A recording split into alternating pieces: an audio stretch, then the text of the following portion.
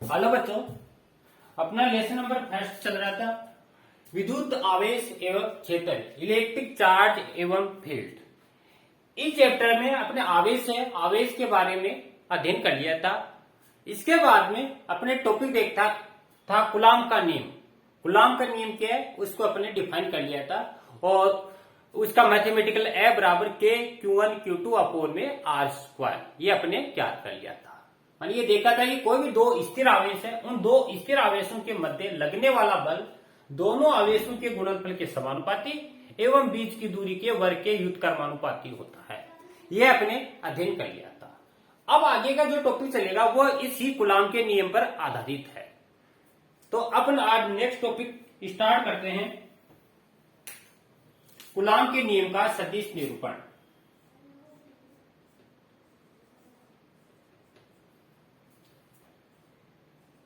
Coulomb के नियम का सदिश निरूपण।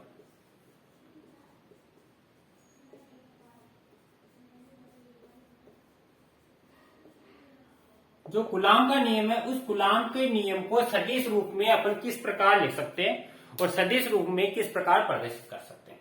अपने देख लिया था कि कूलाम का जो नियम है वह हमेशा दो स्थिर आवेशों के लिए लागू होता था और जो दो स्थिर आवेश थे उन दो स्थिर आवेशों के मध्य जो बल लग रहा था वह या तो आकर्षण प्रकृति का था या प्रतिकर्षण प्रकृति का था।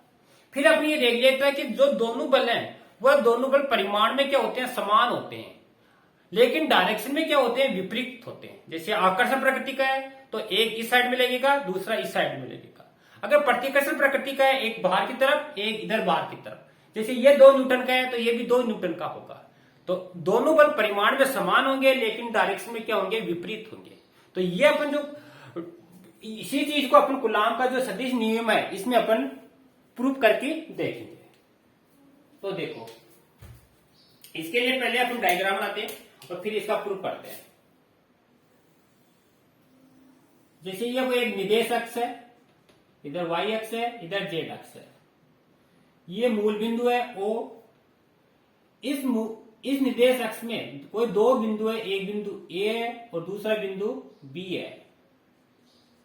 बिंदु A पर Q1 आवेश स्थित है और बिंदु B पर Q2 आवेश स्थित है। मूल बिंदु से जो बिंदु A है जहां पर Q1 आवेश है इसका स्थिति सदिश है R1। स्थिति सदिश का मतलब होता है डिस्टेंस। इसी तरह बिंदु B पर Q2 है, इसका मूल बिंदु से स्थिति सदिश है R2 तथा दोनों आवेश है उन दोनों आवेशों के बीच का स्थिति सदिश है R21। R21 का मतलब है Q1 आवेश के कारण Q2 आवेश का स्थिति सदिश मानी R2 माइनस में R1। अब दोनों आवेशों पर Q1 के कारण Q2 पर जो बल लग रहा है उस बल का मान है F21। इसी तरह Q1 पर Q2 के कारण जो बल लग रहा है वह आपका है F12। अब ये दोनों आवेश हैं, दोनों की डायरेक्शन बाहर की ओर है तो ये दोनों समान प्रकृति के, या तो पॉजिटिव पॉजिटिव है या नेगेटिव नेगेटिव है। तभी क्या होगा, दोनों आवेशों के बीच में प्रतिकर्षण होगा। R1 R2 मूल बिंदु के सापेक्ष स्थिति सदिश है और R21 है दोनों आवेशों के बीच की डिस्टेंस है। तो इस चीज को अपन ले सकते हैं बिंदु A पर मूल बिंदु के सापेक्ष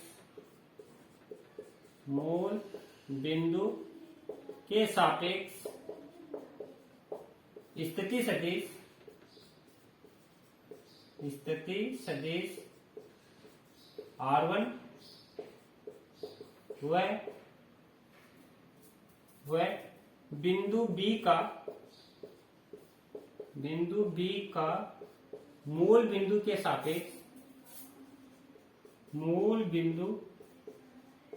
सापेक्ष स्थिति सदिश R2 है। ये अपन को दो स्थिति सदिश दे रखे मूल बिंदु O के सापेक्ष R1 एवं R2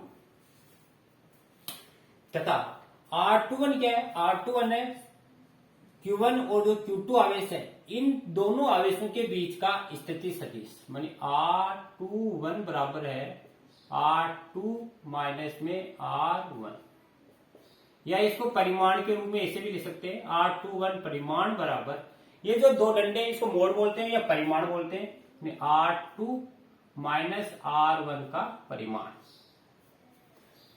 अब अपन को क्या निकालना है? Q1 आवेश के कारण Q2 पर लगने वाला बल। तो Q1 आवेश के कारण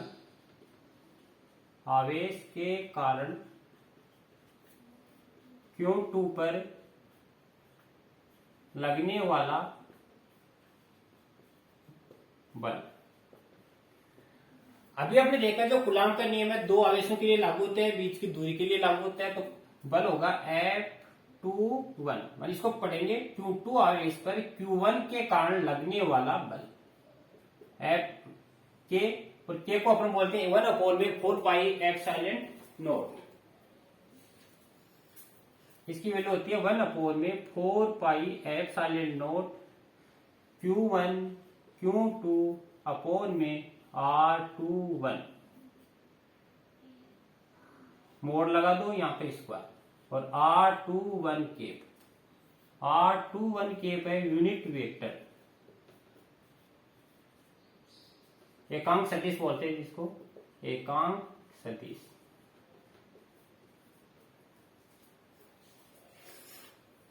अब इसको एकांक सदिश बराबर होता है R21 के बराबर सदिश बटा सदिश का परिमाण सदिश बटे सदिश का परिमाण ये एकांक सदिश होता है। इसको अपन ले सकते हैं R2 माइनस में R1 अपोन में R2 माइनस में परिमाण को अपन वैसे वेक्टर ऐसे भी ले सकते हैं का परिमाण।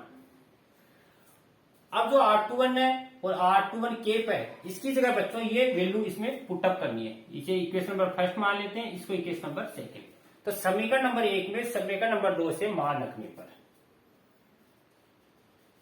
1 व 2 से तो F21 बराबर 1/4 पाई एप्सिलॉन नॉट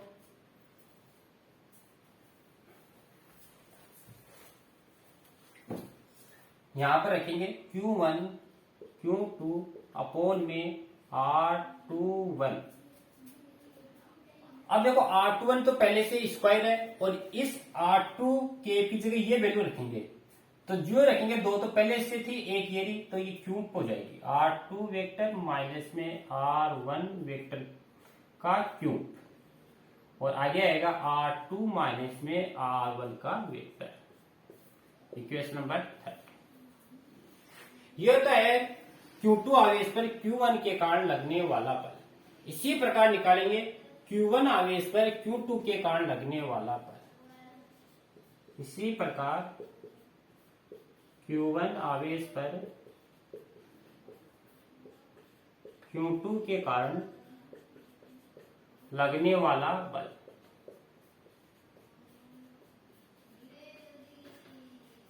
अब कुछ भी नहीं करना आपको, दोबारा ऐसा नहीं लिखना है, बस जस्ट उल्टा है। 2-1 था तो 2-1 की जगह 1-2 लिखना है बस। तो ये आएगा F12 बराबर 1/4 pi epsilon not Q1 Q2। अब 2-1 था यहां पर आ जाएगा 1 माइनस में 2 का क्यूब और R1 माइनस में R2 वेक्टर। अब अपन जानते हैं जो मोड है या परिमाण है, परिमाण में अगर इसमें माइनस कॉमन ले तो माइनस जो कॉमन लेंगे तो ये मोड है उस वापस पॉजिटिव बन जाती है। तो R1 माइनस 2 को 2 माइनस में 1 लिख सकते हैं, लेकिन अगर इसको 2 माइनस में 1 लिखेंगे तो इसमें माइनस कॉमन आएगा। तो इसको अपन ले सकते हैं, इसके नीचे लिखते हैं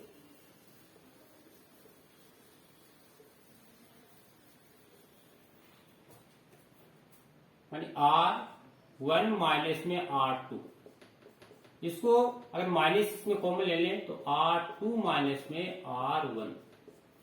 अब ये जो वैल्यू है ये वैल्यू यहां पर पुटअप करनी है। तो इक्वेशन नंबर 4 से तो F12 वेक्टर बराबर 1/4 pi epsilon not Q1 Q2। अब यहां पर आप 2 माइनस में 1 रखेंगे और माइनस कॉमन लेंगे तो माइनस ये परिमाण है, परिमाण के कारण क्या हो जाएगा, प्लस हो जाएगा। तो ये आएगा R2 माइनस में R1 की क्यू। लेकिन जो इसमें कॉमन लेंगे क्योंकि ये सदिश में है तो ये आ जाएगा R2 माइनस में R1 और माइनस है वो यहां पर इक्वेशन नंबर 5। अब समीकरण नंबर 5 और समीकरण नंबर 3 इन दोनों की अगर आपस में कंपेयरिंग करें, तुलना करें तो समीकरण नंबर 3 एंड 5 से तुलना करने पर अपन देखते हैं ये जो वैल्यू है ये वैल्यू के क्या है, सेम है। तो इसकी जगह अपन क्या रख सकते हैं F12 और वो भी किसका, माइनस का, या ऐसे ले सकते हैं F12 बराबर माइनस का F21। ये आपको प्रूफ करना था। इससे क्या प्रूफ हुआ, इससे ये प्रूफ हुआ कि दोनों बल है परिमाण में तो क्या है, समान है, लेकिन माइनस यहां पर निशान ये बता रहा है कि दिशा में क्या है, विपरीत है। मानी परिणाम में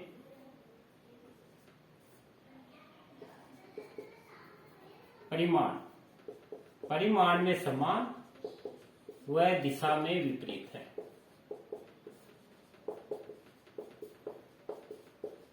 विपरीत का कैसे, जैसे मान लो ए वस्तु पर 2 न्यूटन का बल बाईं तरफ लग रहा है तो सेम 2 न्यूटन का बल दाईं तरफ लगेगा। दोनों बल परिमाण में समान होंगे लेकिन डायरेक्शन में क्या होंगे, विपरीत होंगे। इसी के साथ में एक बात ये भी आपको ध्यान में रखनी है, जो स्थिर विद्युत बल है ये मोस्ट है, काफी बार पूछा जाता है। जो स्थिर विद्युत बल है, स्थिर विद्युत बल या जिसको अपन कूलाम बल बोलते हैं, कूलाम बल, इसकी प्रकृति भूल लेते हैं। ये केंद्रीय बल होता है, इसको बोलते हैं केंद्रीय बल, सेंट्रीफ्यूगल फोर्स, केंद्रीय बल या संरक्षी बल होता है, कंजर्वेशन संरक्षी बल।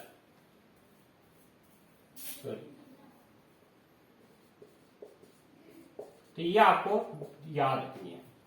दूसरी बात ये याद रखनी है कि जो कूलाम बल है ये कूलाम बल आकर्षण प्रतिकर्षण प्रकृति का होता है, लेकिन गुरुत्वाकर्षण बल ओनली आपका आकर्षण प्रकृति का होता है। तीसरी बात ये याद रखनी है कि कूलाम का जो नियम है, कूलाम का नियम भी दूरी के वर्ग के व्युत्क्रमानुपाती होता है, F इनवर्सली प्रोपोर्शनल R की स्क्वायर। जिस प्रकार गुरुत्वाकर्षण बल होता है दूरी के वर्ग के इनवर्सली प्रोपोर्शनल, वैसे ही कूलाम का, लेकिन ये आपका आकर्षण एवं प्रतिकर्षण दोनों प्रकृति का होता है। तो ये अपना फर्स्ट टॉपिक था कूलाम के नियम के द्वारा सदिश निरूपण। इसके बाद में बहुआवेशों के कारण लगने वाला बल, इसको नोट करो। इसके बाद में दूसरा टॉपिक लेते हैं बहुआवेशों के कारण लगने वाला बल।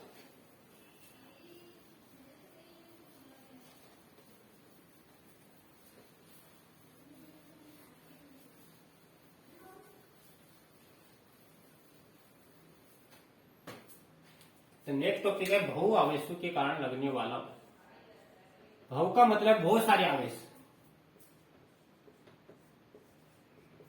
आवेशों के कारण लगने वाला बल। बहुत सारे आवेश, उन बहुत सारे आवेशों के कारण जो बल लगता है उसको बोलते हैं बहुल्य आवेशों के कारण लगने वाला बल। अब बहुआवेशों के कारण लगने वाला बल है, इसको अपन अध्यारोपण एक सिद्धांत है, सुपरपोजिशन प्रिंसिपल बोलते हैं। सुपरपोजिशन प्रिंसिपल है, उसके आधार पर बच्चों अपन समझ सकते हैं।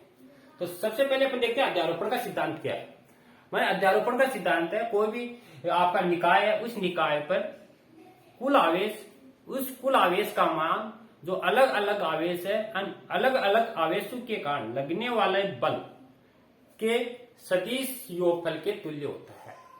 कोई एक स्थिर बिंदु आवेश है, स्थिर बिंदु आवेश पर जो अन्य आवेश है, उन अन्य आवेशों के कारण लगने वाला परिणामी बल सभी आवेशों के कारण लगने वाले अलग अलग बलों के सदिश योगफल के तुल्य होता है। तो इसको अपन लिख सकते हैं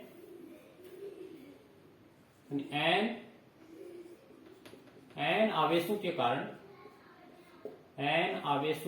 कारण लगने वाला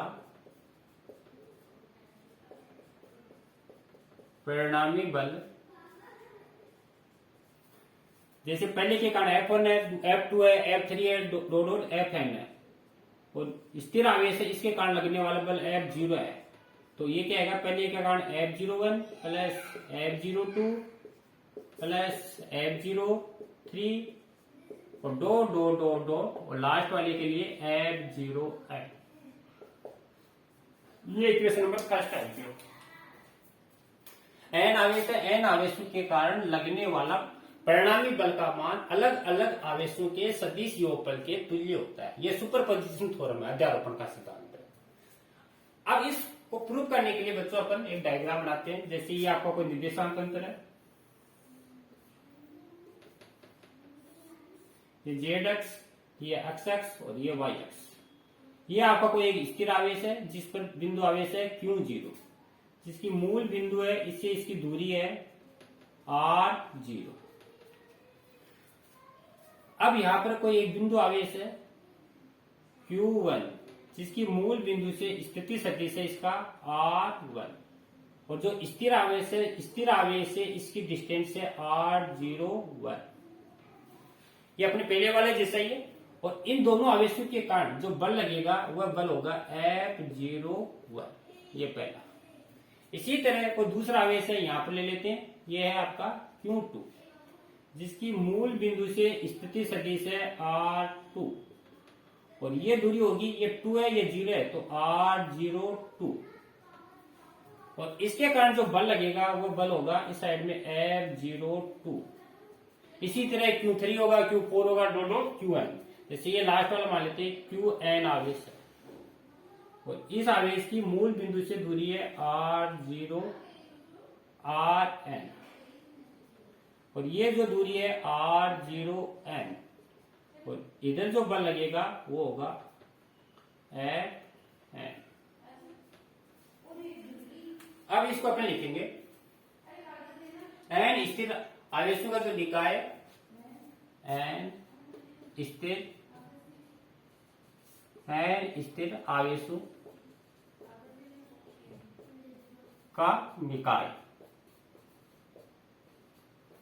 ये जो निकाय दिया गया n आवेशों का निकाय है, जिस पर आवेश क्रमशः Q1 Q2 Q3 dot Qn, और स्थिर आवेश अपने पास है Q0, ये स्थिर आवेश है।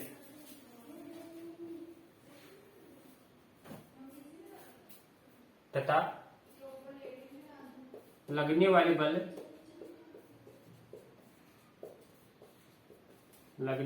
है F01 F02 F03 और डॉट F0, ये लगने वाले बल। अब सबसे पहले जो Q1 आवेश है, Q1 आवेश जो Q0 है, इस पर लगने वाले बल का मान निकालेंगे कूलॉम के नियम से। यानी Q1 आवेश के कारण Q0 पर लगने वाला बल।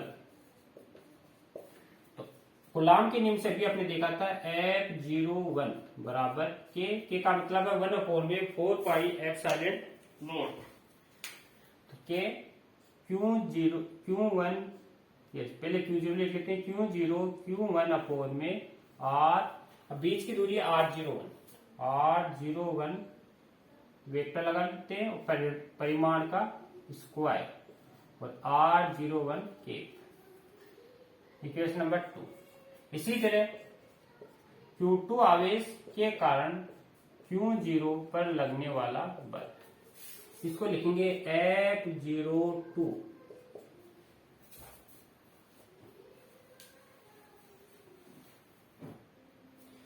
और इसकी वैल्यू आएगी के Q0, ये आपका Q2 आवेश है और ये Q0 है, ये बीच की डिस्टेंस है, तो इसका मानेगा Q0 Q2 अपॉन में R02 का परिमाण और R02 के। इसी प्रकार तीसरे आवेश के कारण होगा, चौथे आवेश के कारण होगा, और n आवेश है, n आवेश के कारण लगने वाला था, यहां लिख लेंगे n आवेश के कारण Q0 पर लगने वाला बल, और ये आएगा आपका F0n बराबर के Q0 Qn अपॉन में R0n का वेक्टर का स्क्वायर R0n के। ये क्या एकांक सदिश है, जो डायरेक्शन बता रहे हैं, जैसे Q1 मान इसकी डायरेक्शन है आपका बाएं तरफ। अब जो समीकरण नंबर 2, 3, 4 है, इसको समीकरण नंबर 1 में रखेंगे और 1 में रख के आपके परिणामी बल जो स्थिर आवेश है इस पर लगने वाले परिणामी बल का मान ज्ञात करेंगे। तो यहां तक नोट करो बच्चों, और समीकरण 2, 3, 4 को समीकरण 1 में रखने पर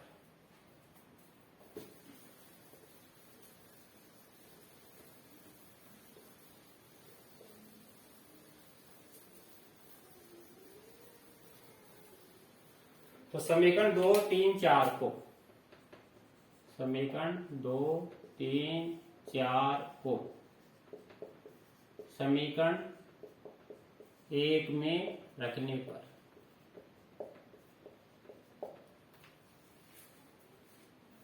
तो 1 में रखते हैं, अपना था एक थी F01 इसका मान है कि Q0 Q1 अपॉन में R01 का वेक्टर R01 के। दूसरी है अपने पास के Q0 Q2 अपॉन R02 का स्क्वायर R02 के, और डॉट डॉट, और लास्ट का है के Q0 Qn अपॉन R0n का स्क्वायर R0n के। अब इस पूरे इक्वेशन में देखेंगे के और Q0 पूरे में क्या आ रहा है, कॉमन आ रहा है, इसको अपन कॉमन ले लेंगे। के का मतलब है 1 अपॉन में 4 पाई एप्सिलॉन नॉट, और Q0 यहां बच गया Q1 अपॉन में R01 स्क्वायर R01 के प्लस Q2 अपॉन R02 का स्क्वायर R02 के, और dot dot Qn upon R0n का स्क्वायर R0n के। अब ये जो इक्वेशन है इसको अपन शॉर्ट फॉर्म में बच्चों लिख सकते हैं Q0 upon 4 pi epsilon not और समीशन I बराबर 1 से n QI अपॉन R0I का स्क्वायर और R0I के। ये था बच्चों बहु आवेशों के निकाय के कारण लगने वाला परिणामी बल। तो आज बच्चों अपने कूलॉम के सदिश नियम का निरूपण किया और बहु आवेशों के निकाय के कारण लगने वाले बल, इसका मान ज्ञात किया। अब इस पर आधारित जो भी न्यूमेरिकल क्वेश्चन है वो अपन नेक्स्ट वीडियो में देखेंगे। थैंक यू बच्चों।